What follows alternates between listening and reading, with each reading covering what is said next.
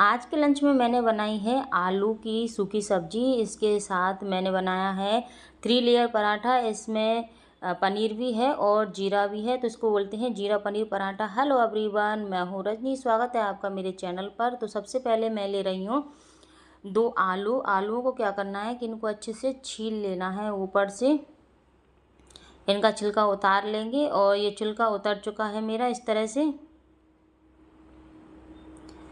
इसको अब छोटा छोटा बारीक बारीक, मतलब आप कोई सी शेप में इसको चॉप कर सकते हैं। मैंने रफली ऐसे ही चॉप कर लिया है इसको।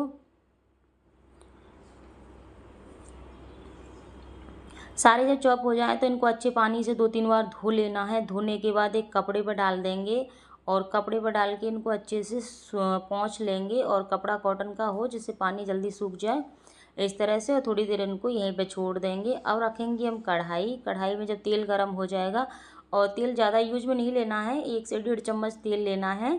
और ये भी ज़्यादा है, इसको बाद में निकाल लेंगे तेल को। तो जब ये मेरे आलू थोड़े से सूख जाएंगे ना, तो उसके बाद इन आलूओं को तेल में डाल देंगे और अच्छे से इनको अलटते पलटते गोल्डन ब्राउन होने तक बिल्कुल इनको क्रिस्पी सा करेंगे, जो ये भुरभुरे से हो जाएंगे अंदर से, इस तरह से। तो ये आलू मेरे हो चुके हैं बिल्कुल क्रंची। तो मैंने एक मिर्ची भी तल ली है इसी तरह से, और इनको अब बाहर निकाल लेंगे।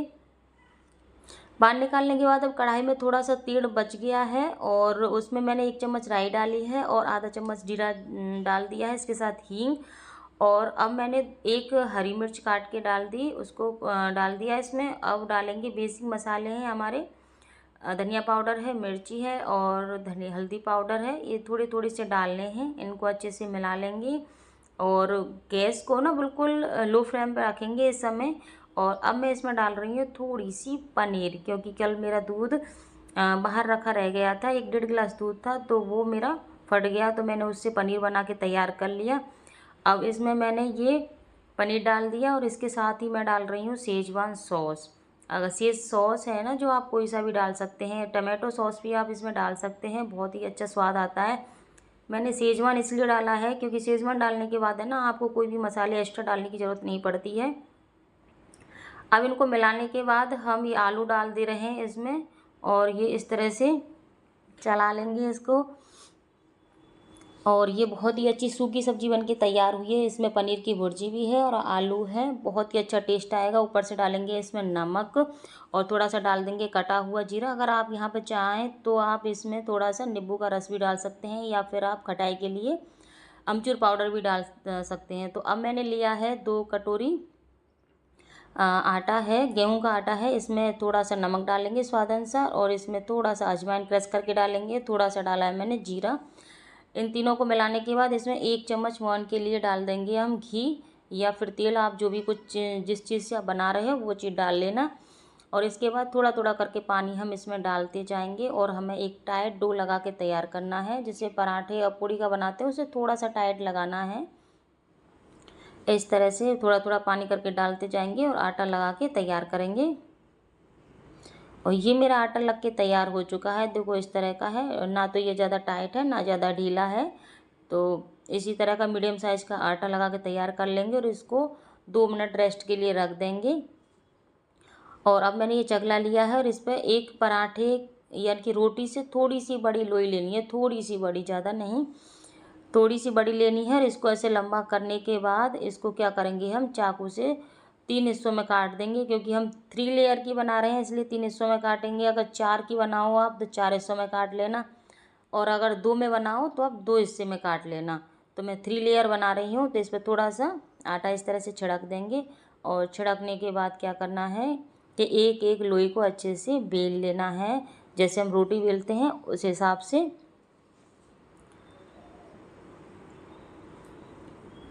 रोटी को इस तरह से एक को बेल लिया है, और बाकी की रोटियों को भी हम इसी तरह से बेल लेंगे।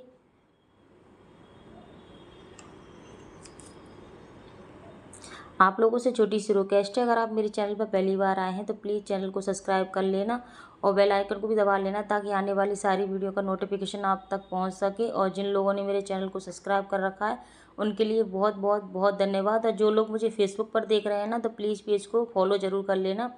और अब मैंने क्या किया है कि एक लोई पर मैं लगाऊंगी पहले घी, और घी लगाने के बाद थोड़ा सा इस पर हम आटा छिड़क देंगे इस तरह से। और अब मैं जीरा डालूंगी इसमें थोड़ा सा। वैसे मैंने पहले से आटे में जीरा डाला हुआ है, और एक्स्ट्रा भी आप डाल सकते हैं, बहुत अच्छा टेस्ट आता है इससे। थोड़ा सा जीरा डाला है, थोड़ा सा चाट मसाला है, थोड़ी सी मिर्ची डाली है, और इनको थोड़ा सा डालेंगे इसमें धनिया पत्ती, ये ऑप्शनल है। अगर आपके पास सफ़ेद तिल हो तो वो ज़रूर डालना, वो अच्छा बहुत टेस्ट आता है उससे। अब ये रखने दूसरी लेयर रख दी है मैंने इसके ऊपर। इसके ऊपर भी वही प्रोसेस करेंगे, घी लगाएंगे, और घी लगाने के बाद अब मैं इसके ऊपर रखूँगी, बीच में सेंटर में रखना है जो भी चीज़ है वो। और अब मैं इस पर रख रही हूँ थोड़ी सी पनीर, सेंटर में रख देंगे इस तरह से क्रश करके हाथों से। और अब इस पर डालेंगे हम थोड़ा सा धनिया पत्ती 1-2, और इसके बाद इसमें थोड़ी सी लाल मिर्ची, और थोड़ा सा ये पनीर है तो फीका है तो इसमें थोड़ा सा डालेंगे हम नमक, बिल्कुल थोड़ा सा, जिससे क्या है कि पनीर में टेस्ट आ जाएगा। और इसके बाद तीसरी हम लेयर इस तरह से रख देंगे, और रखने के बाद इसको अच्छे से हम हल्के हाथों से बेल लेंगे। और आप जितना चौड़ा बनाना चाहें उतना आप चौड़ा इसको बेल सकते हैं।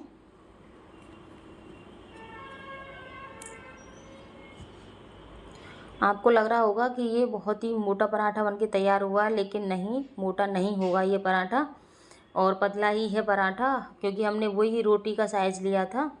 तो अब मैं इसके चारों कॉर्नरों को इस तरह से काट दूंगी। काटना इसलिए ज़रूरी है कि अगर काट देंगे ना तो इससे क्या है कि लेयर बहुत अच्छे से खिल के आएंगी, और नहीं काटते हैं तो ये जो चारों तरफ होती है ना लेयर, वो आपस में चिपक जाती हैं, तो लेयर खुलती नहीं है अच्छे से। इसलिए चारों तरफ से मैंने काट दिया और इसका स्क्वायर शेप दे दिया है, चौकोर वाला।